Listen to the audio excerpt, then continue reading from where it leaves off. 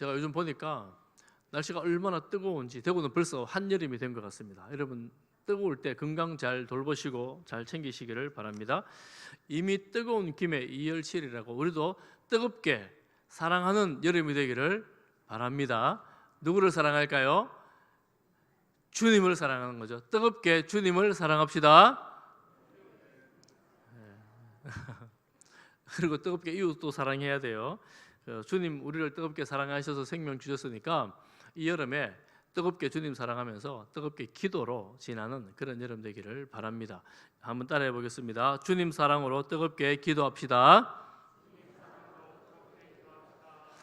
여름에 여러분 더 열정적으로 기도할 수 있기를 간절히 바랍니다. 하나님의 아들이셨던 예수님도 기도가 필요했습니다. 우리가 지금 마가복음을 보고 있는데 이 제자들이 지금 우리가 지금 오늘 본문에 지금 많이 지쳐 있는 상황입니다. 예수님께서 파송하셔가지고 12 제자들이 2명씩 가서 전도하고 돌아왔고 보고하고 나서 예수님 보시고 너희들 좀 쉬어라 그러면서 배 타고 보내시잖아요.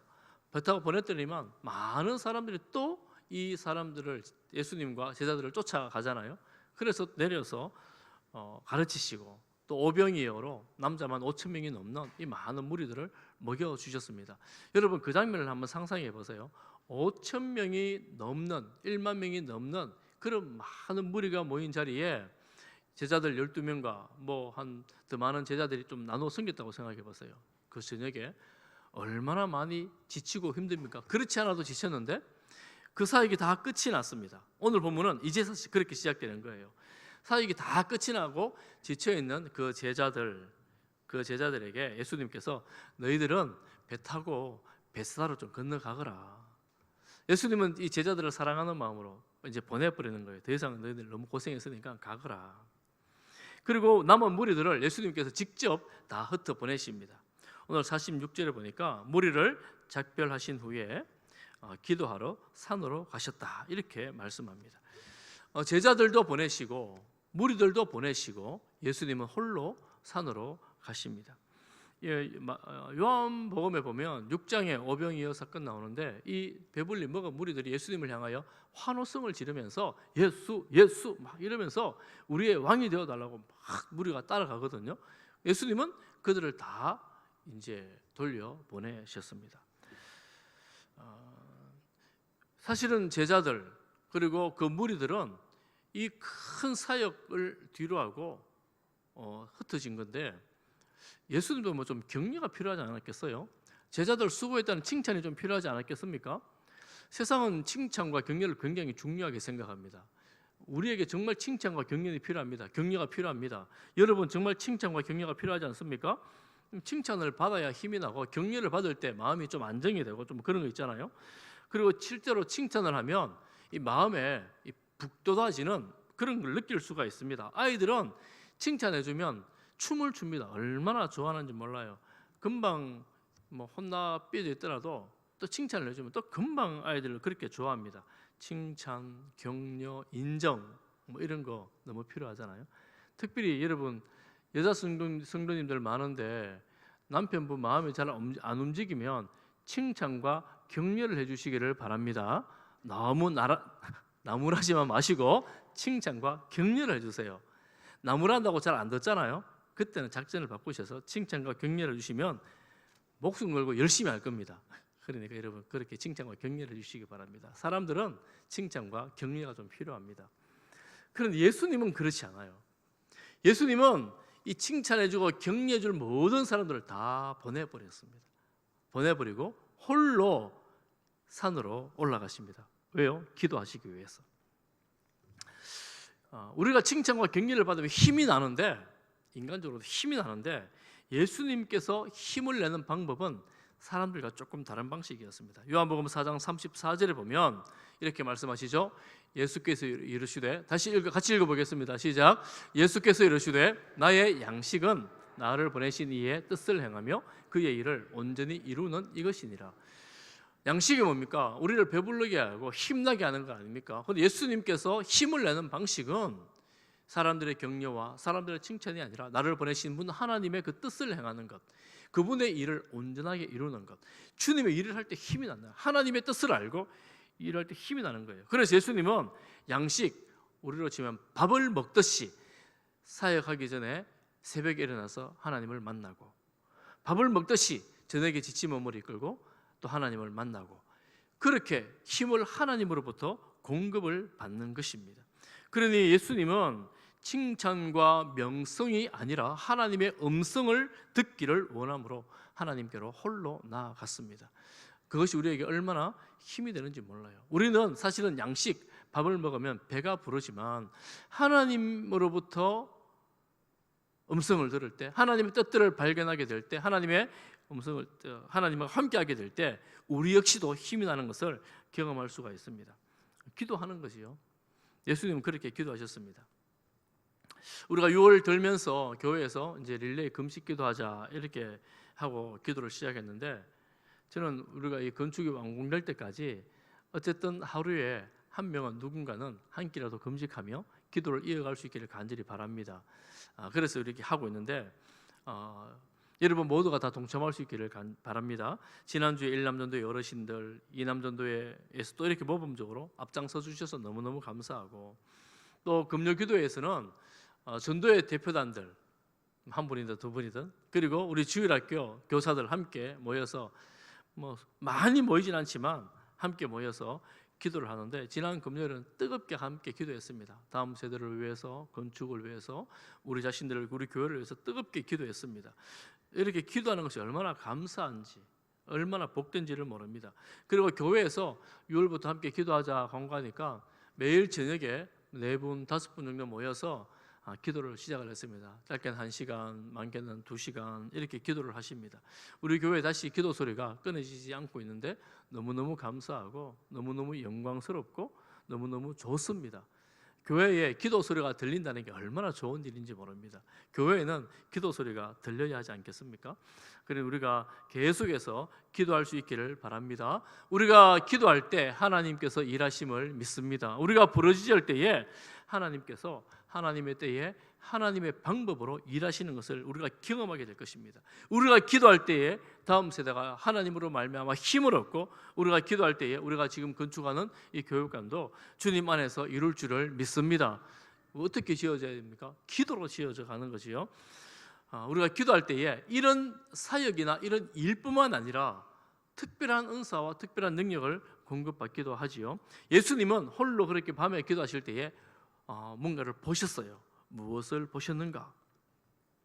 48절에 보면 바람이 그스름으로 제자들이 힘겹게 노젓는 것을 보시고, 제자들이 지금 베세다로 가야 하는데 바람이 거슬러고 있는, 역풍이 부는 거예요.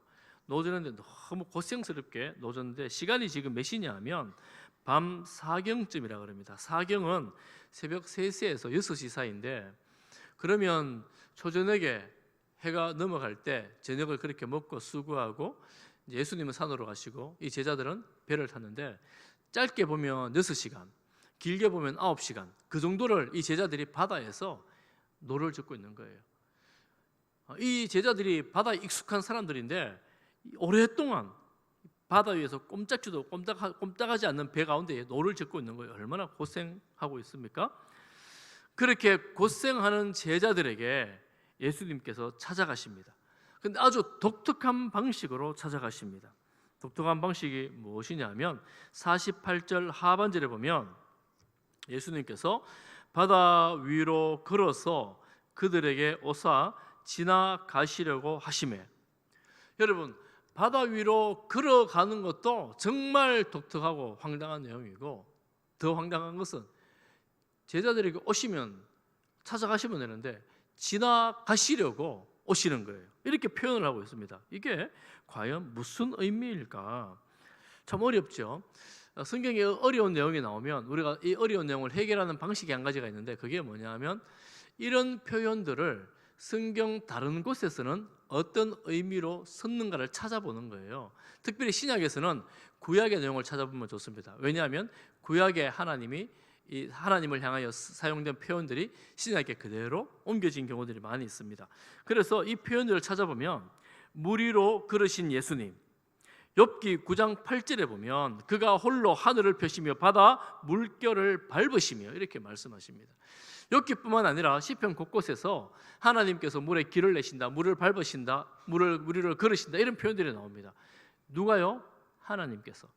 그러니까 물 위를 걷는다라는 것은 내가 하나님이다 하는 것을 보여주는 상징적인 사건이 되는 거예요. 예수님은 물 위를 걸어서 이 제자들에게로 오시기로 작정하시고 물 위를 걸으신 겁니다. 또 한 가지, 지나가신다.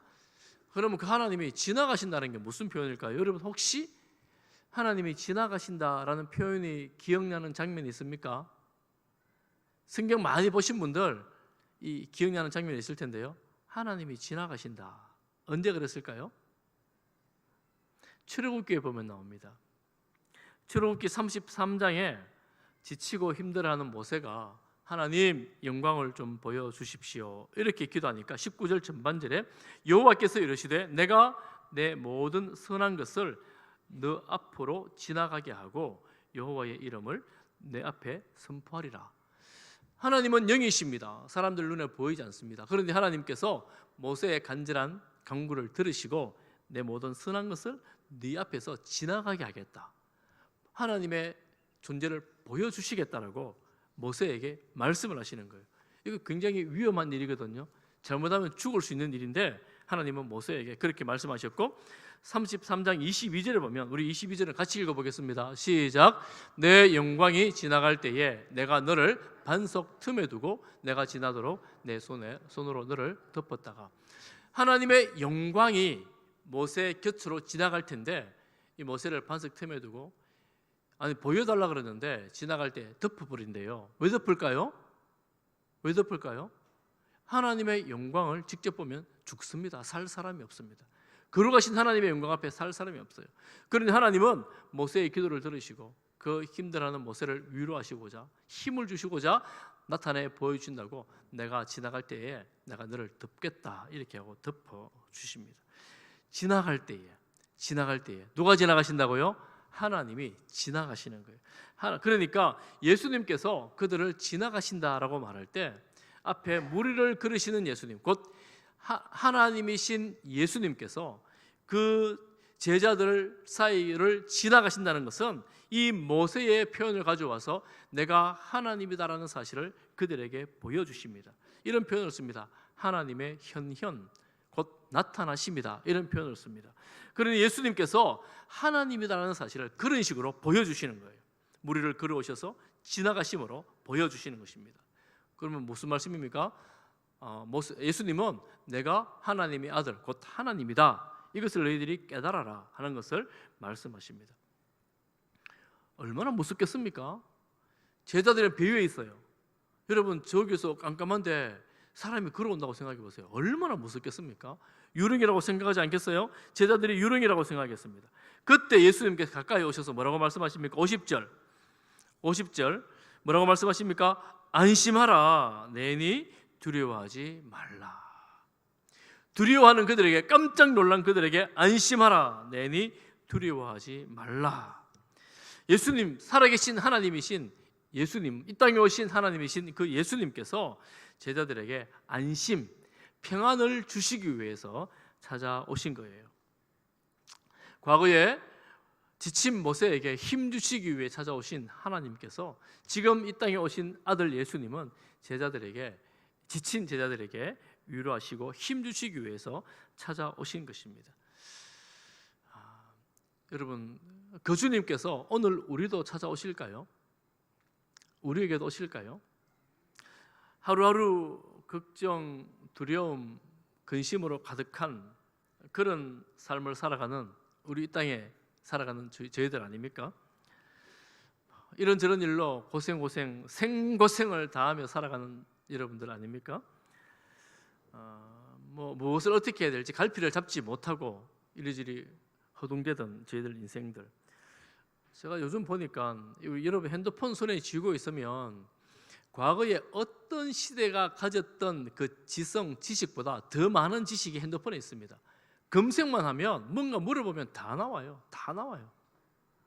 그런데 내가 모르는 거 물어보고 검색해 보니까 걱정이 사라지고 근심이 사라지고 평안이 찾아오던가요? 에이, 몰랐으면 나을 뻔했네. 그럴 만큼 더 걱정도 그에 비례해 더 커지는 것 같아요. 염려도 더 많아지는 것 같아요. 사라지지가 않습니다. 사라지지가 않습니다. 어떤 분들은 매일 운동하면서도 건강을 늘 걱정을 합니다. 어떤 분들은 늘 기도하면서도 더 어려워지는 형편에서, 설상가상이라고 이게 쌓여지는 더 어려워지는 상황에서, 겹쳐 일어나는 이런 형편에서 걱정을 합니다. 우리 자녀들 생각하면 아이고 우리 아이들 어떡하노, 우리 아이들 믿음은 어떡하노, 어떻게 살아가노, 아이들 취업은 어떻게 하노, 결혼은 어떻게 하노, 결혼하면 또 애는 어떻게 하나, 하여튼 걱정이 우리 머릿속에 떠나가질 않습니다. 늘 걱정하고 염려하고 어려워하고. 여러분, 세상은 그렇습니다. 세상 보니까 그렇지요. 예, 세상 그러면 그래요. 세상은 그런데 그런 걱정, 근심, 염려, 두려움 많은 자리에 주님 찾아오셔서 안심하라, 안심하라. 내가 왔다, 두려워하지 말아라. 이렇게 말씀하시는 거예요. 주님께서 오셔서 내니 안심하라 말씀하시는 거예요. 성도들이 이 주님과의 이런 만남 가운데에 그런 경험을 할 때에 비로소 세상보다 더 크신 주님으로 인하여 평안을 경험할 수 있게 되는 겁니다. 보면 늘 세상이 더 커 보이거든요. 내가 예수님을 믿지만 세상이 더 커 보이고, 그러니 이 예수님 믿는 믿음보다 이 세상이 더 크니까 걱정이 떠나갈 수가 없는 거예요. 그런데 주님 오셔서 내가 왔다, 안심하라, 안심하라 이렇게 말씀하실 때에, 두려워하지 말라 이렇게 말씀하실 때에 우리가 비로소 이 세상을 이기는 믿음으로 주님 보게 됩니다. 이 말씀은 이사야 선지자도 아주 비슷하게 말씀하시는데 너무나 잘 아는 말씀, 이사야 41장 10절 말씀을 우리 큰 목소리로 또박또박 함께 읽어보겠습니다. 시작. 두려워하지 말라, 내가 너와 함께 함이라. 놀라지 말라, 나는 내 하나님이 됨이라.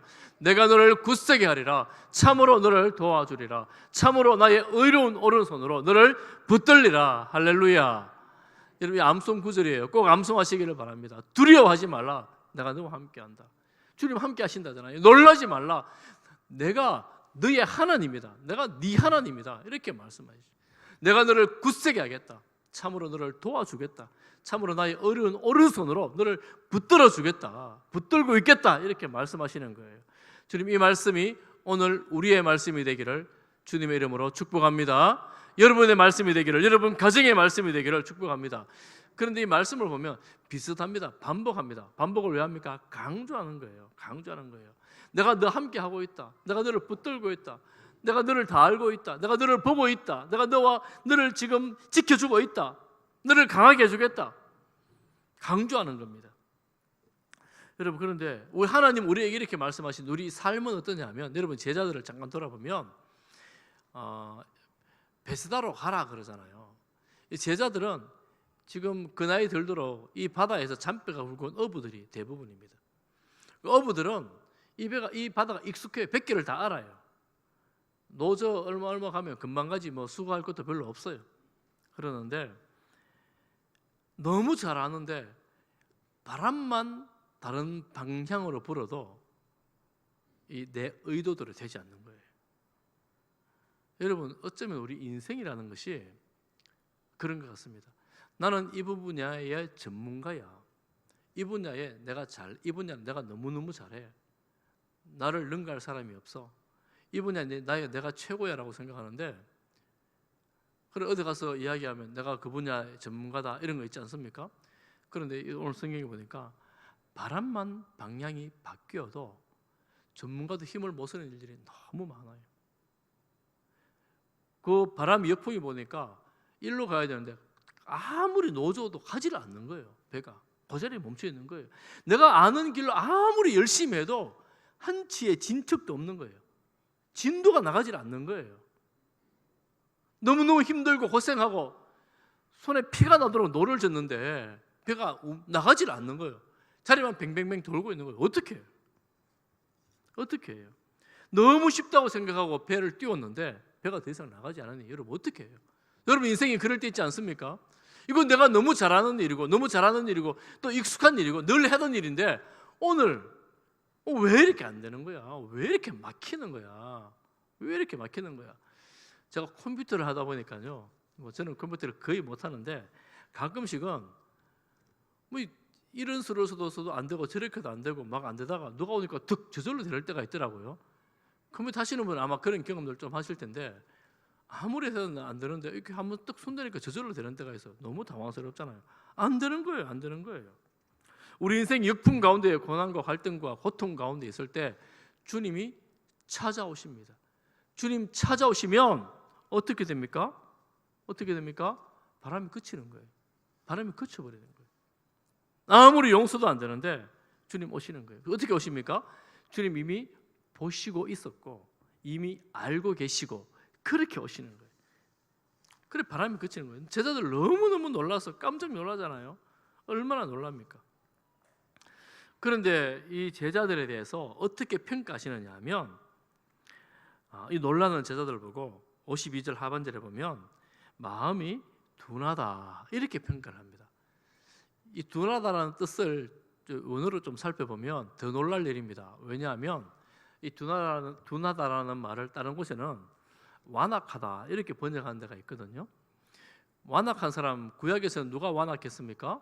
이 바로 왕이 얼마나 완악했습니까? 모세 앞에서 하나님 앞에서. 그리고 신약에서는 바리새인들이 완악한 사람들이었습니다. 그러면 제자들이 이 놀라운 거 보고 예수님이 마음이 완악하다 이렇게 표현했다는 건데 조금 심한 표현 아닙니까? 어떻게 생각하세요, 여러분? 그래도 제자들 예수님과 함께 따라다녔고 사역에 동참했고 오병이어 기적할 때는 동역자가 되어 함께 일했는데 아니 우리 보고 마음이 완악하다네요. 또 이렇게 좀 심한 평가 같은데 설명을 합니다. 왜 완악하다고 하시냐면 이는 그들이 그 떡 떼시던 일을 깨닫지 못했기 때문이다라는 거예요. 떡 떼시던 일이 무엇입니까? 그 전날 바로 저녁 먹을 때 오병이어를 가지고 남자만 5,000명을 먹인 사건입니다. 예수님은 이 사건을 가지고 구약의 만나도 이야기하시고 성찬식도 얘기하시면서 내가 생명의 떡이다, 나로 말미암아 영생을 얻는다 이런 말씀까지 했는데 제자들은 깨닫지를 못했다는 거예요. 사실은 어려운 말씀이죠. 깨닫기 어려웠죠. 그런데 주님 이런 제자들의 마음이 완악하다. 이 말은 다른 말로 하면 오늘 본문과 비교해서 본다면 예수님이 하나님의 아들 하나님이신데 예수님을 아직 하나님으로 제대로 믿지를 못하고 있다라는 것입니다. 제자들이 예수님과 함께 동역을 하고 그 기적도 보고 가르침도 받고 있지만 온전한 믿음으로 살아가는 과정 중에 있는데 아직도 제자들은 예수님을 하나님으로 믿지 못하고 있다 하는 것을 이렇게 표현하고 계신 것입니다. 제가 이 말씀 준비하면서 여러 가지 생각이 들었습니다. 그래도 완악하다는 표현 지나치지 않은가 이런 생각을 하면서 기도하고 그러는데 문득 이런 생각이 들었어요. 이거 남의 일인가 이런 생각이 들었습니다. 제자들만의 일인가? 우리는 예수님을 하나님의 아들로 믿습니다. 그리고 우리는 예수님의 십자가와 나를 용서하시는 십자가와 예수님의 부활을 믿습니다.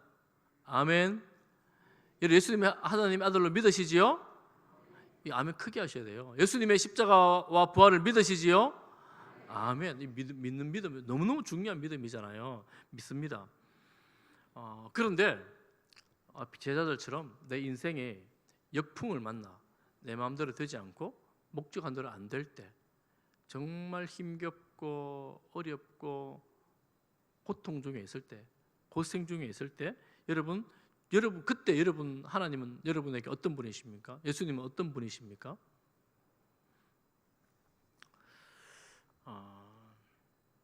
제가 이 말씀을 묵상하면서 기도하는데 그런 생각이 들었어요. 문득 그렇구나. 하나님의 큰 기적을 경험하신 분들이 가끔 있거든요. 큰 기적을 경험하신 분들이 있어요. 우리 상식을 뛰어넘는 기적을 경험하신 분들이 있는데 그런 분들이 하나님을 떠나는 일들이 있더라고요. 보니까 저분 같으면 하나님을 떠나면 안 되는데 그런 일들이 있어요. 그렇구나, 그럴 수 있겠구나. 그러면서 저는 어떤가 이런 마음이 들었습니다. 제자들 놀랄 수 있지. 그거 갖고 이렇게 꾸짖을 일은 아니지 않는가 이런 생각 드는데, 너는 이런 마음이 들 때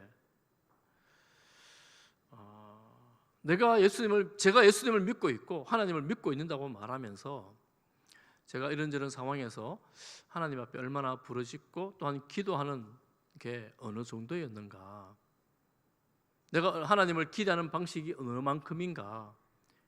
예수님과 동행한다 그러고 성령님과 동행한다 그러는데, 하나님이 나와 동행한다면 내 삶에 나타나야 될 하나님은 어느 만큼인가, 이런 생각이 들면서 기도 이렇게 보니까, 다시 본문을 보니까 여러분, 이 본문에 제자들이 하나님을 찾지 않아요. 예수님을 찾지 않아요. 그날 전날 저녁에 오병이어로 그토록 많이 먹였던 그 예수님, 얼마 전에는 풍랑을 잠잠케 하는 현장에 있었던 그 예수님, 수많은 사람들의 질병을 고쳤던 그 예수님을 제자들이 찾지를 않아요. 예수님은 천지를 창조하신 하나님이심에도 불구하고 하나님께 나아가 기도를 하는데, 이 제자들은 이런 어려움과 고통 가운데 있으면서도 예수님을 찾지 않는 거예요.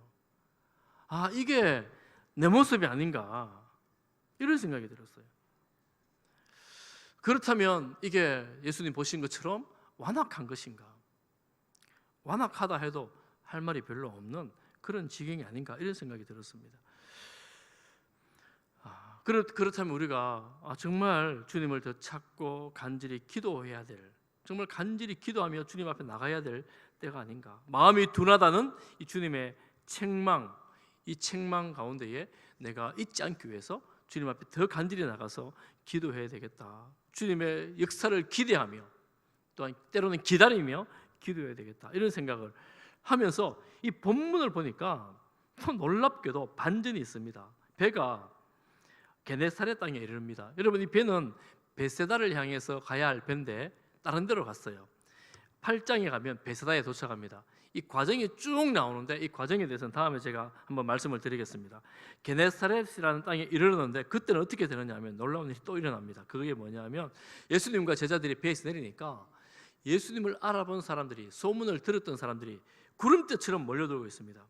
그 지방뿐만 아니라 온 지방으로부터 사람들이 소문을 듣고 나옵니다. 그냥 나오지 않고 병든 자들이 침상을 메고 나옵니다. 소문이 다 퍼진 거예요.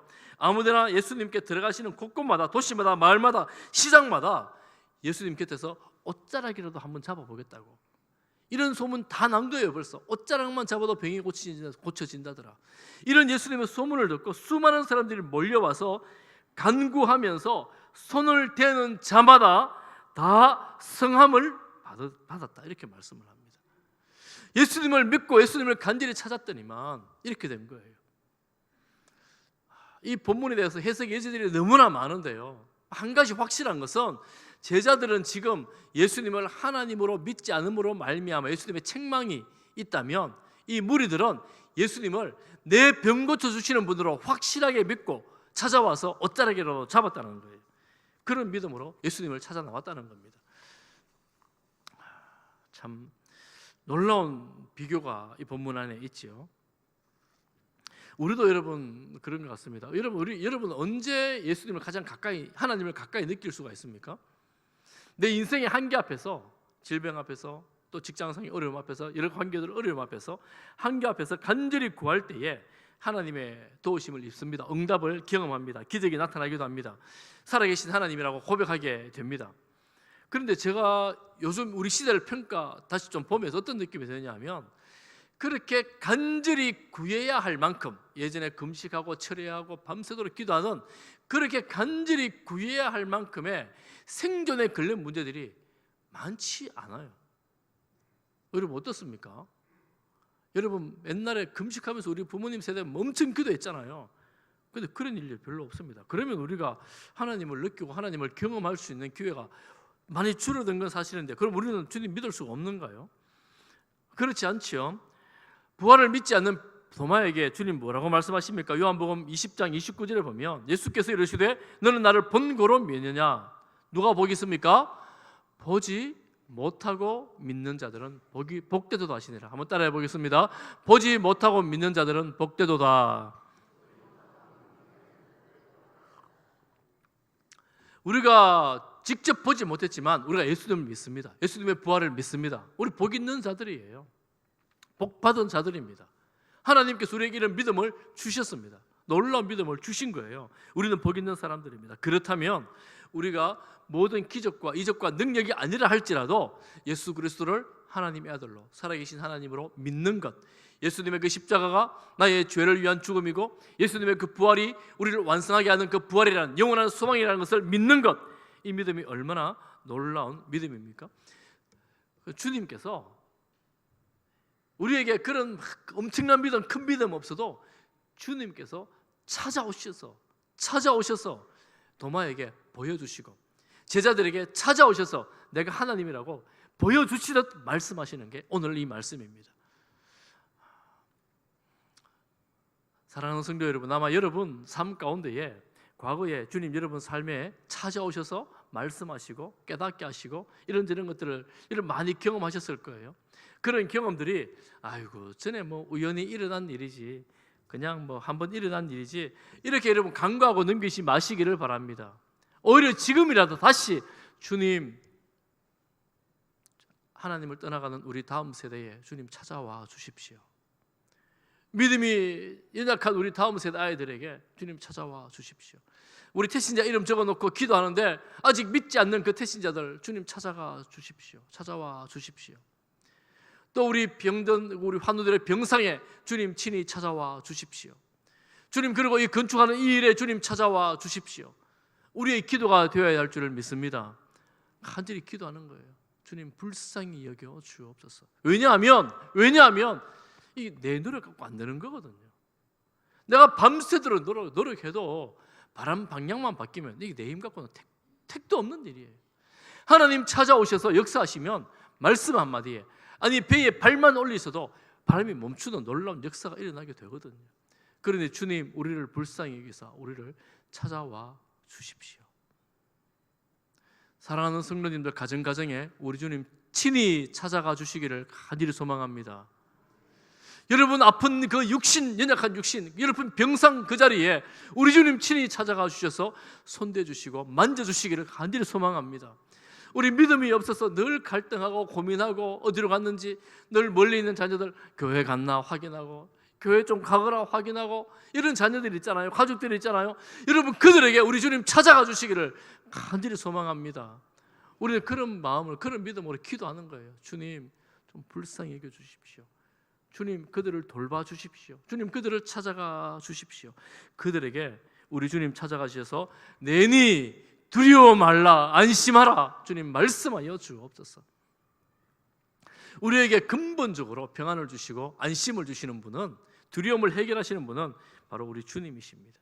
우리 주님 찾아오실 때에, 우리 주님께서 일하실 때에 우리가 그런 평안과 그런 안심을 누릴 줄 믿습니다. 우리 모든 성지의 군속들 가정마다, 심령마다 주님 찾아가 주셔서 주님 하시는 말씀, 하나님이신 우리 주님께서 내니 안심하라, 두려워하지 말아라 말씀하시는 놀라운 주의 음성이 심령의 가정에 들리기를 주의 이름으로 축복합니다. 기도하겠습니다. 사랑하는 하나님 아버지, 우리를 하나님 자녀 삼으시고 하나님 백성 삼으시고 그 걱정, 근심, 두려움 많은 세상에서 우리에게 찾아오셔서 평안하라 말씀하시는 그 음성을 믿습니다. 주님, 그리고 사모합니다. 주님 다시 오셔서 또 오셔서 우리 가운데 계신 그 주님께서 말씀하여 주옵소서.